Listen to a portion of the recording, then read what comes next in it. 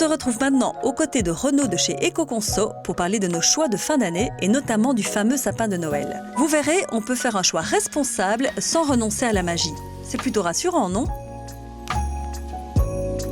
Renaud, on est ravis de t'accueillir dans Entrée, c'est ouvert. Pour une fois, on ne gèle pas dans un jardin, mais on est bien installé dans notre petit salon avec un thé fumant, une petite déco de Noël, toute cosy.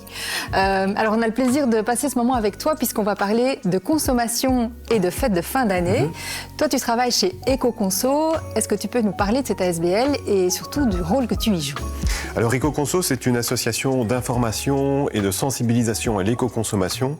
Donc, concrètement, on va donner un maximum d'infos et répondre à des questions qu'on peut se poser en matière de consommation, d'environnement et de santé. Moi, je travaille plus spécifiquement sur les aspects déchets et alimentation. D'accord. Alors justement, les fêtes de fin d'année, c'est un moment où on dépense beaucoup, on consomme beaucoup, où on peut aussi se poser toute une série de questions sur les choix qu'on fait, notamment en termes de sapin de Noël. Oui. Hein. Alors, beaucoup de gens se tournent vers le sapin naturel. En Belgique, on a d'énormes cultures de sapins. C'est un choix qui pose quand même certaines questions, Renaud. C'est un choix qui va poser des questions parce qu'effectivement, c'est une grande culture, beaucoup à l'exportation, donc c'est des utilisations de terre quelque part ici, notamment pour de l'exportation. Il y a des questions qui vont se poser aussi en matière de biodiversité. Donc c'est vrai que ça pose question, mais on voit que ça évolue aussi. Oui, parce qu'il y a de plus en plus de cultures de sapins qui vont en bio. Ici, on a été chercher pour l'émission un sapin chez Sapigrange, c'est une production en agroécologie. Donc on voit que ça bouge dans le secteur. Oui, alors il y a cet exemple ici en agroécologie, il y a d'autres producteurs qui sont aussi en bio plus classique quelque part. Mais on voit aussi que pour le conventionnel, il y a par exemple une charte qui s'appelle Véritable et éco-responsable qui va ajouter quelques critères environnementaux.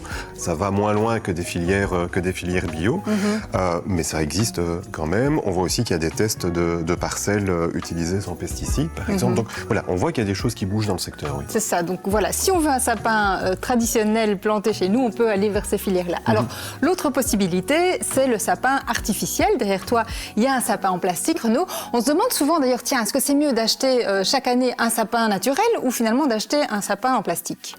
Alors ça, c'est le monde passionnant des éco-bilans. Alors un éco-bilan, c'est une étude qui va montrer quels sont tous les impacts dans plein de catégories possibles. Il y a le CO2, mais il y en a plein d'autres aussi, d'un produit. Et c'est souvent utilisé pour comparer des produits similaires, mais qui ne le font pas de la même façon. Par exemple, un sapin naturel versus un sapin artificiel. Et ce que ces études vont montrer, c'est qu'il faut grosso modo garder un sapin artificiel à peu près 7 ans, au moins 7 ans, pour qu'il soit plus intéressant qu'un naturel.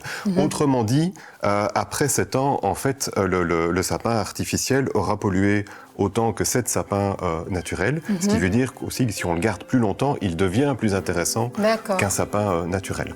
Après, tous les éco-bilans ne vont pas montrer la même chose, mais 7 ans, c'est une bonne moyenne. D'accord. Alors une autre option, c'est de faire son sapin soi-même. Ça, c'est quelque chose que vous aimez bien chez Ecoconso. Alors, c'est ce qu'on aime bien parce que ce qui va avoir le moins d'impact, finalement, c'est ce qu'on a déjà chez soi. Alors, le faire soi-même avec des objets de récup, avec du bois de récup, par exemple. Ça peut être aussi avec des branches qu'on aurait dans son jardin ou qu'on aurait ramassées ailleurs. On peut aussi tout simplement symboliser un sapin avec une plante verte que l'on décore. On peut faire ça à base de guirlandes au niveau du mur aussi. Enfin, il y a plein de choses qui existent pour essayer de recréer ce côté sapin, mais sans nécessairement devoir acheter un sapin. C'est ça, et on voit ça de plus en plus chez les particuliers, mais aussi dans les boutiques, etc. Il y a beaucoup de créativité autour de ça. Par contre, si on n'a pas la main bricoleuse ou qu'on n'a pas le temps, on peut aussi se procurer des sapins en bois fabriqués par des artisans ou des entreprises de travail adapté. Ici, Renaud, tu vois, c'est un magnifique sapin qui nous a été livré par l'entreprise de travail adapté APN, qui travaille avec des personnes porteuses de handicap et qui a développé récemment une nouvelle filière de fabrication d'objets en bois recyclés. Et ils ont un catalogue avec des objets de Noël, donc des sapins, des décos qui sont absolument magnifiques. Donc ça, c'est aussi une chouette option. Sur votre site, on peut en trouver d'autres, des adresses comme celle-là. Oui, on a repris 5-6 adresses, toujours un peu quelque part dans la même idée, c'est-à-dire une production belge, souvent avec justement un côté social aussi, et souvent aussi avec des objets de récup. Donc c'est vrai qu'il y a plusieurs alternatives qui existent. Voilà, mais écoute, on a fait le tour de pas mal de choses déjà, hein. On a pas mal de clés pour poser des choix peut-être un peu plus responsables cette année. Si vous voulez en savoir plus, découvrir plein de bonnes adresses et plein de bons plans, n'hésitez pas à aller faire un tour sur le site d'EcoConso. Il y a un article qui résume un peu tout ce qu'on a raconté ici avec Renaud.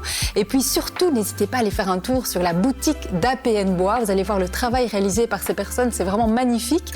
Il y en a pour tous les goûts, toutes les tailles. Je vous invite vraiment à les soutenir puisque c'est une nouvelle filière qui se lance. Et puis pour le reste, on vous souhaite à tous de très très belles fêtes de fin d'année.